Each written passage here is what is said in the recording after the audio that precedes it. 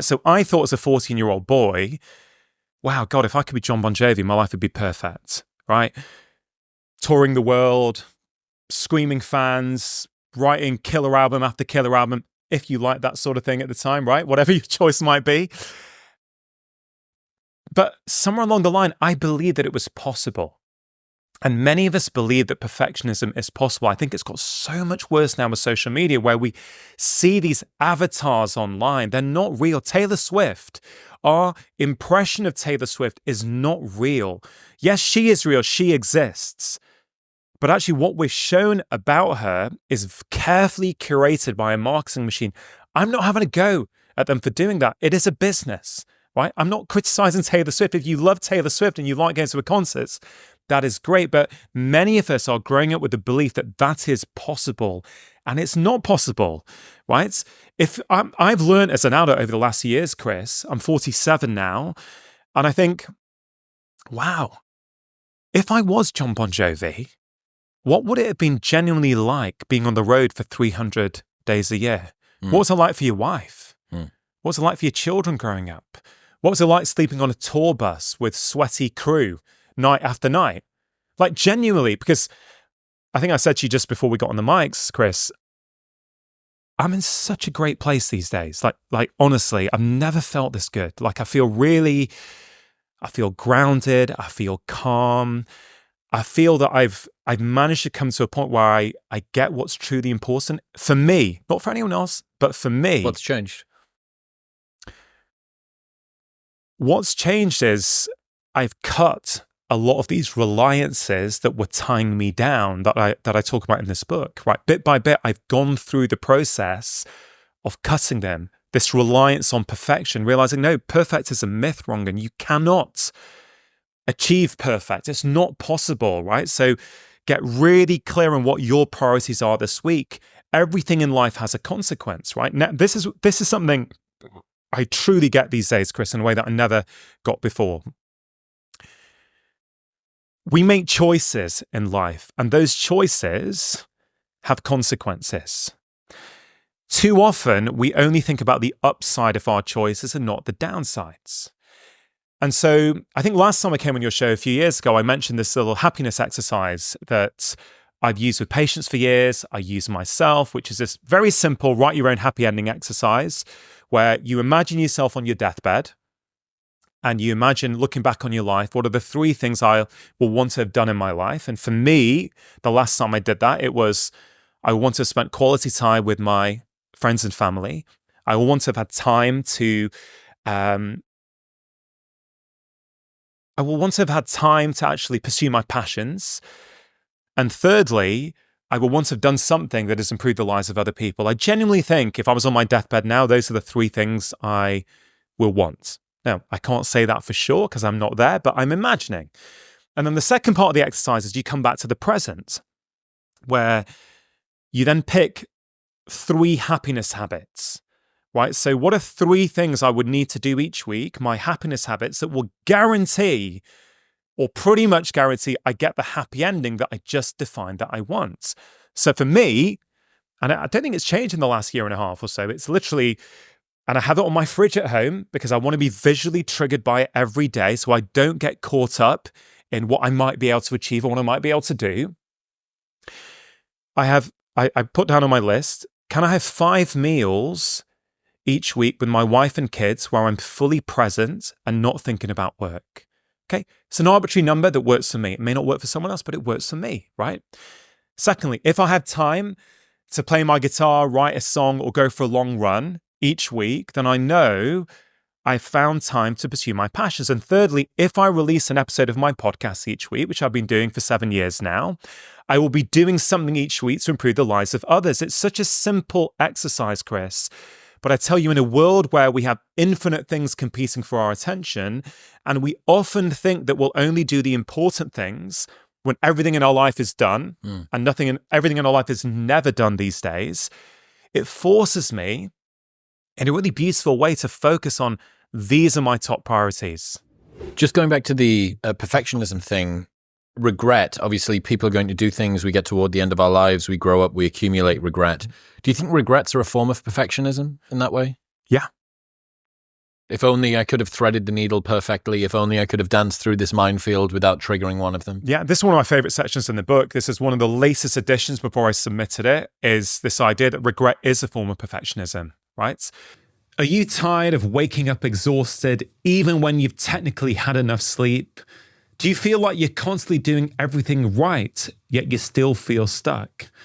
You're not broken, you're just running the wrong habits.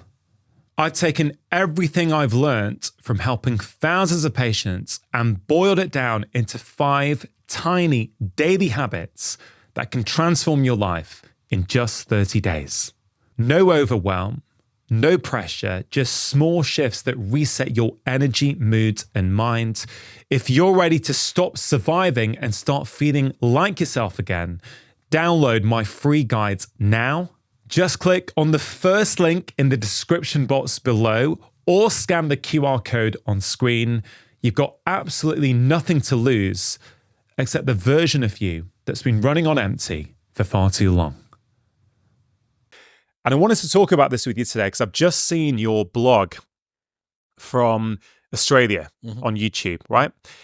And you were on stage, and I don't know if this is still your view or not, but my recollection of what I saw was that you said on stage, or certainly the bit in the vlog, was about this idea that we choose our regrets. So can I present my perspective, which I see it a little bit differently than that, okay? I think it is possible to live a life of no regrets. I really do. I don't think we necessarily have to choose our regrets.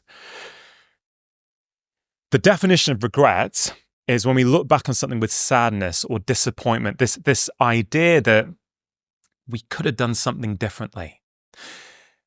I used to look back on many of my past experiences with guilt and shame, and I think that's what regret can do, because the reason I say that regret is a form of perfectionism is because at its core is this idea that I could have made perfect decisions. It was possible, and I'm a failure because I didn't.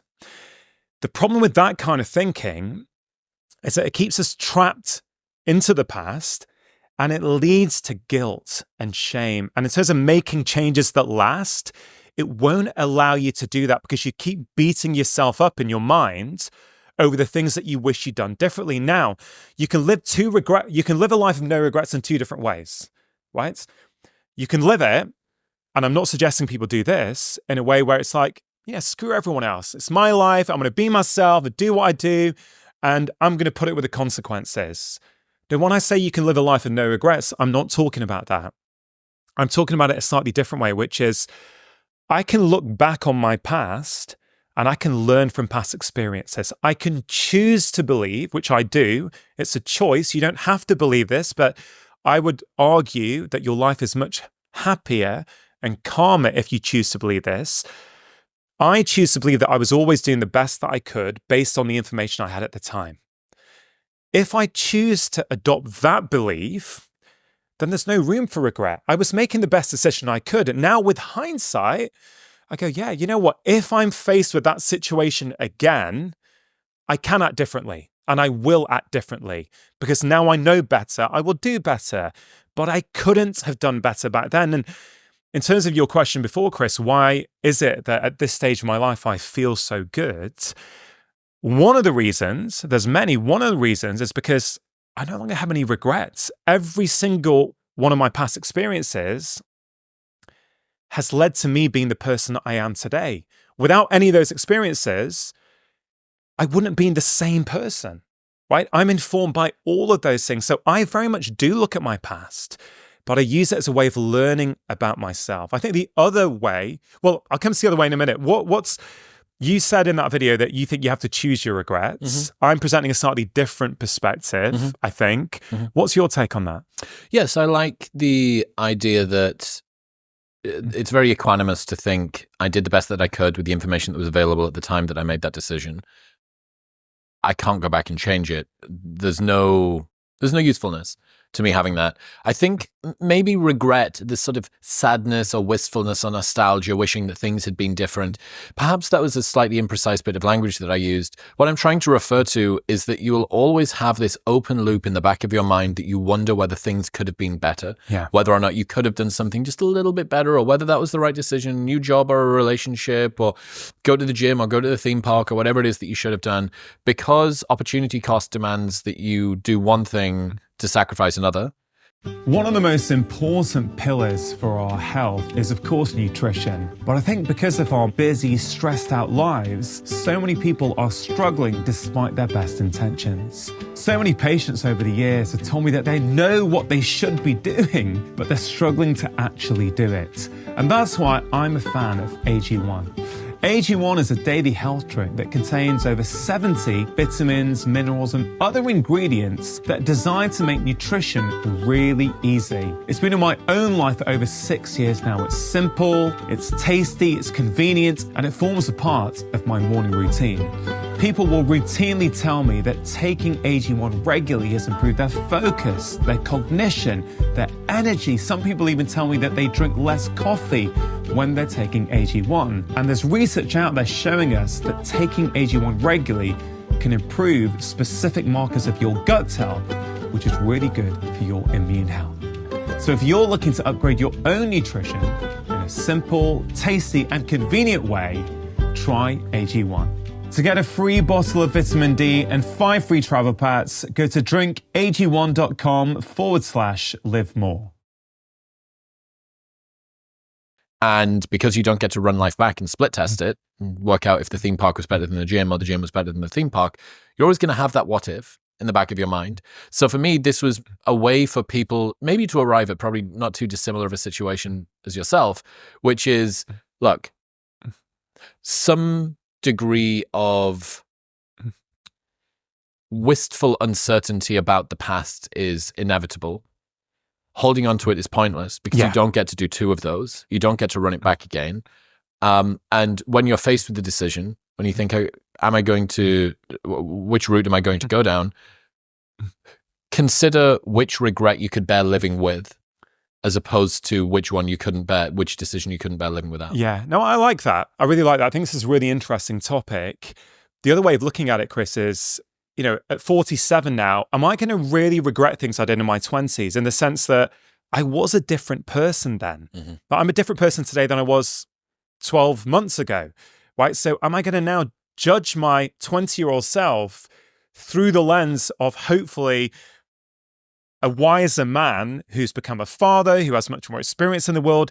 It seems a little unfair to judge the younger version of me through my current lens. Look at how lacking you are, person that had 2 decades less of experience. Exactly. So it's a choice. I love the thought that the way we believe, that the beliefs we hold about the world, Chris, it is a choice, right? We can choose them.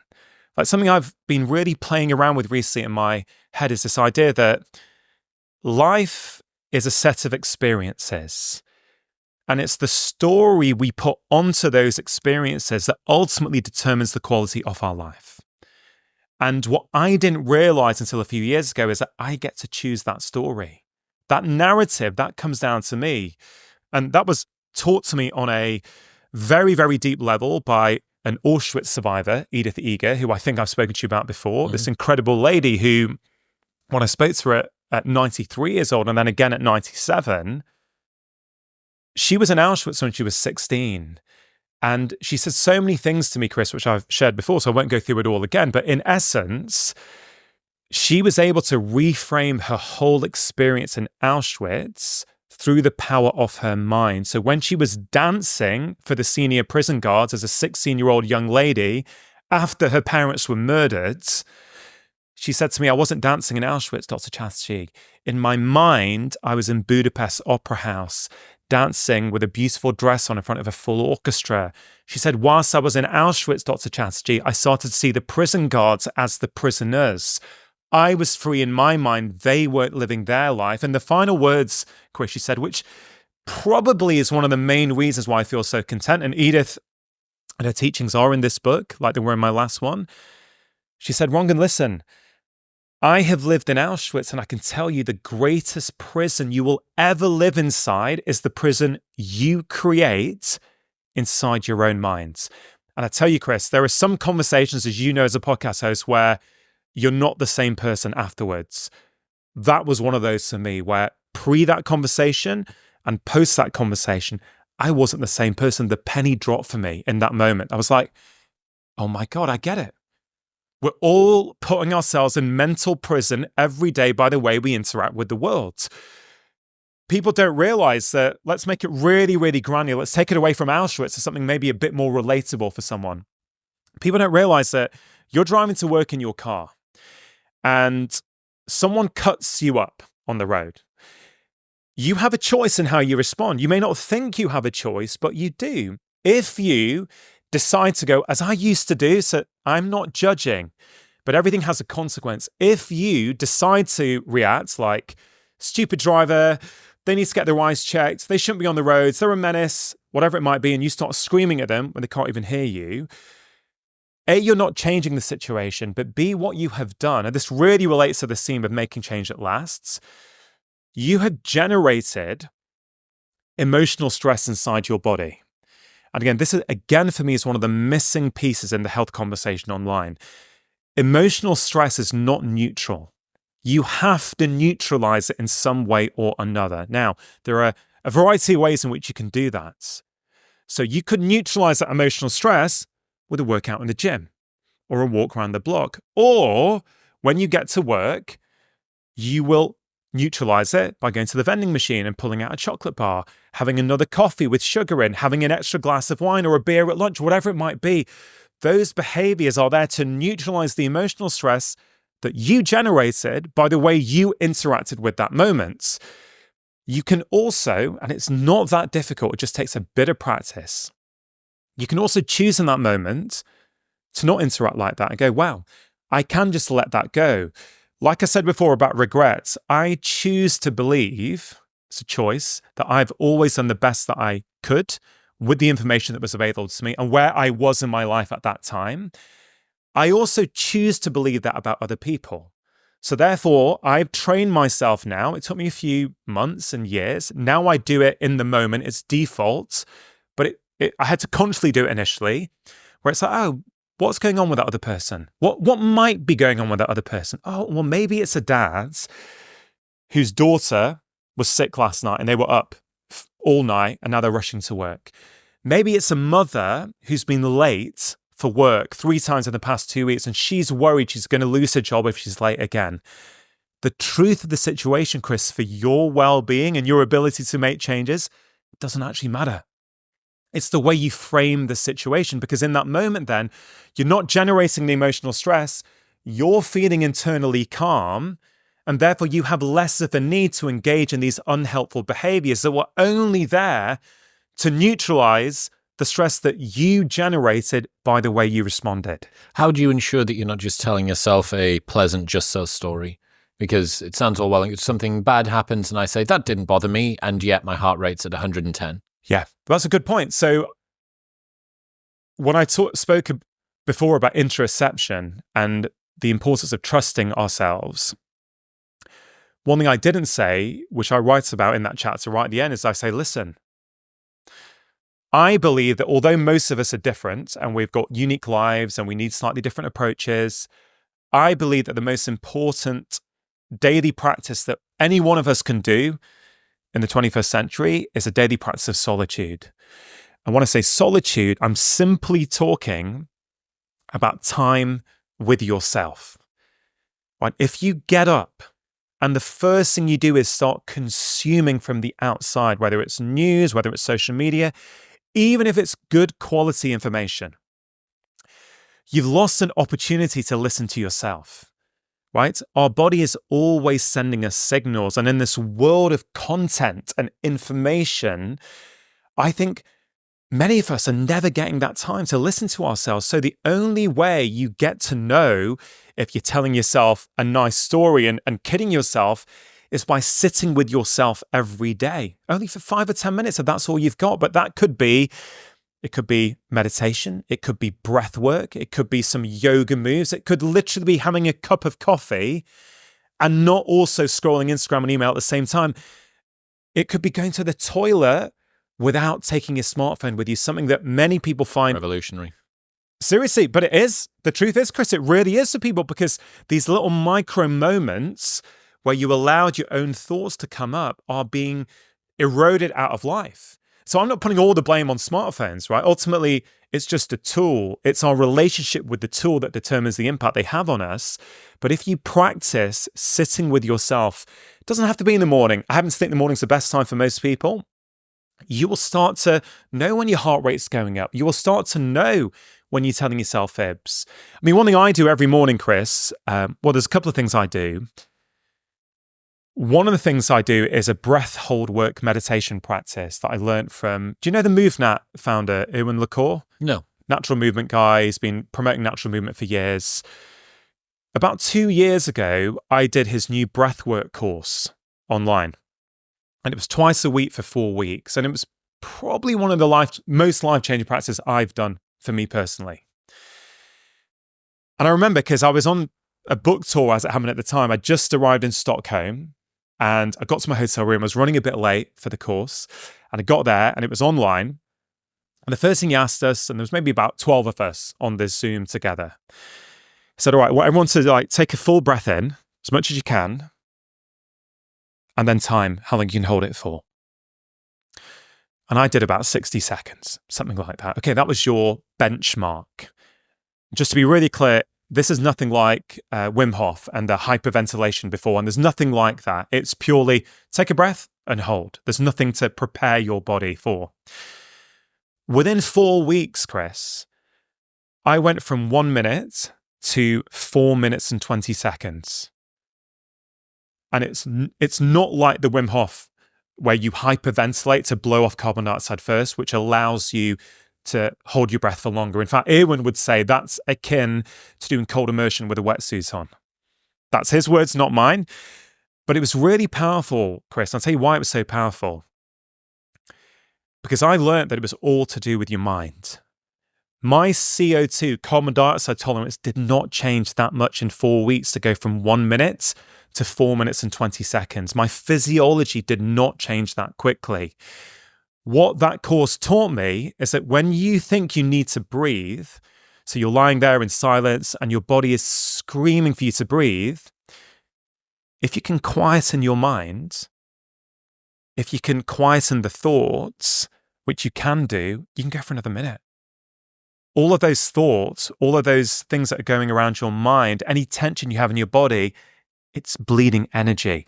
I think that's the way that divers, free divers, often pass out underwater. They don't gasp and breathe air in. They just are going and going and going, and then lights out. Yeah.